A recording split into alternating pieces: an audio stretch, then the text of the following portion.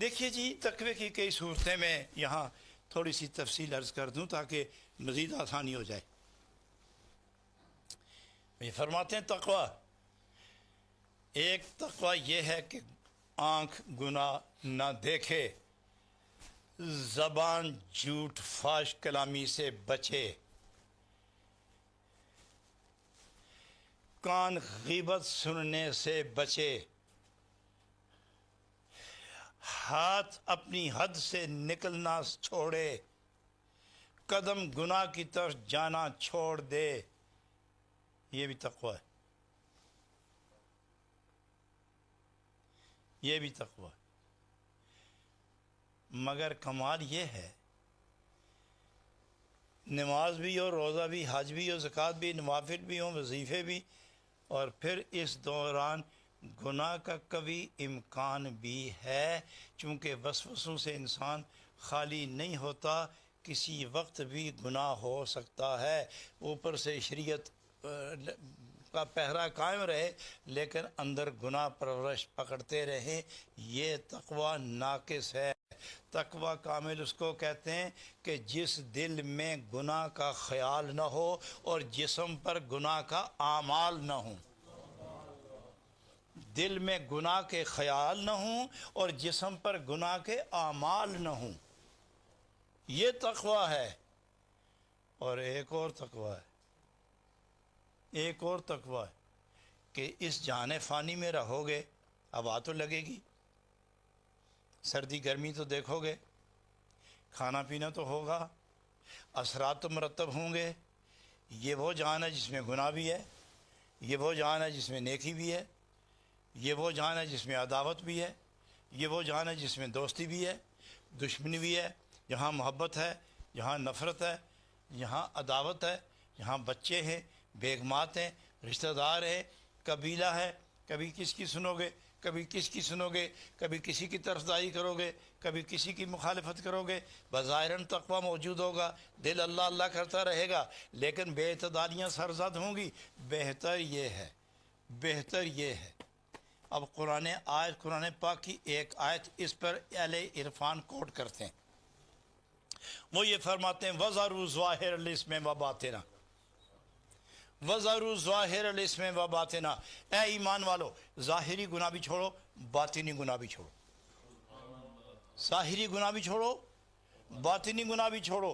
ظاہری گناہ کون سا ہوگا؟ یہی نا کہ جس پر کوئی دیکھنے والا دیکھ کے گواہی دے سکے، لکھنے والا دیکھ کے لکھ سکے، سننے والا سن سکے، دیکھنے والا دیکھ سکے، لکھنے والا لکھ سکے، یہ ظاہری گناہ ہے۔ ایک اور گناہ ہے، ایک اور گناہ ہے جس کے متعلق حکم ہے کہ وہ باطنی گناہ، جب باطنی پر گواہ نہیں، باطنی گناہ ہو جائے تو لکھا نہیں جاتا، باطنی ہو جائے تو اس پر گواہی نہیں، اور جس پر گواہی نہیں وہ شرعاً گناہ نہیں، جو لکھا نہیں گیا وہ اس پر گناہ کا اطلاق نہیں، تو پھر اسے گناہ کیوں کہتے ہو؟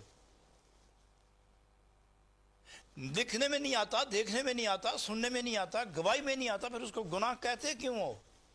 وہ یہ جواب یہ دیتے ہیں کہ گناہ اس لیے کہتے ہیں کہ ایک آدمی خط لکھ رہا ہو، خط لکھ رہا ہو تو کیا حروف پہلے بنتے ہیں بعد لکھتا ہے، یا پہلے حروف لکھتا ہے اور لکھتا پہلے ہے اور حروف بنتے بعد ہے، یا حروف بنتے ہیں پھر لکھتا ہے؟ طریقہ یہ ہے کہ کہیں اور عبارت بنتی ہے اور قلم لکھ کے کاغذ پر اس نقشے کو دیکھ کر قلم کاغذ پر عبارت لکھتا ہے، نقشہ کہیں اور بنتا ہے، نقشہ اور بنتا ہے، تو قلم اس نقشے کی نقل کر کے کاغذ پر تحریر کرتا جاتا ہے۔ تو فرمایا کہ اندر کے گناہ چھوڑو جس پر کوئی نہیں دیکھتا لیکن بنتے اندر ہیں، نقشہ گناہ کا اندر بنتا ہے، اس نقشے پر عمل ظاہراً ہوتا ہے، تو حکم ہوتا ہے کہ نہ نقشہ بننے دو نہ عمل ہونے دو، نہ نقشہ بننے دو نہ عمل ہونے دو، تو وہ طریقہ کیا ہوگا؟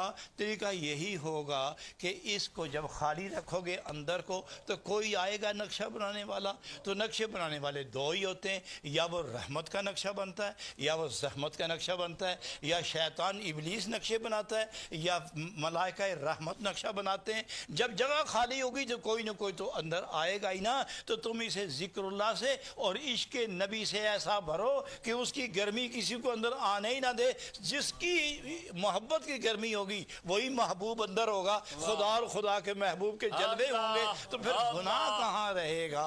نعرہ تکبیر، نعرہ رسالت، نعرہ تحقیق۔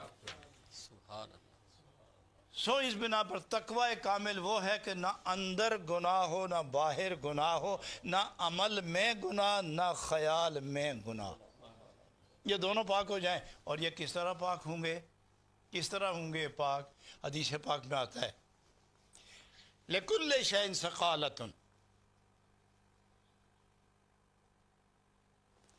ہر چیز کو پاک کرنے کے لیے اللہ تعالیٰ نے کوئی نہ کوئی سبب ضرور مقرر فرمایا ہے، وَثِقَالَةُ الْقَلْبِ ذِكْرُ اللَّهِ، لیکن دل کو پاک کرنے کے لیے اللہ نے اپنا ذکر متعین فرمایا ہے۔ میں یہ بھی کہہ دوں کہ صرف جھاڑو مارنا کافی نہیں ہوتا، اس پر پہرے دار کھڑے کرنا ضروری ہوتا ہے۔ ذکر سے صاف کرو، عشق رسول کا پہرا قائم کرو، ذکر سے صاف کرو، عشق رسول کا پہرا قائم کرو، تاکہ جن کے نام پر اٹھے ہو انہی کے نام پر سر جھکے، جن کے نام پر اٹھے ہو انہی کے نام کا قبضہ اندر رہے۔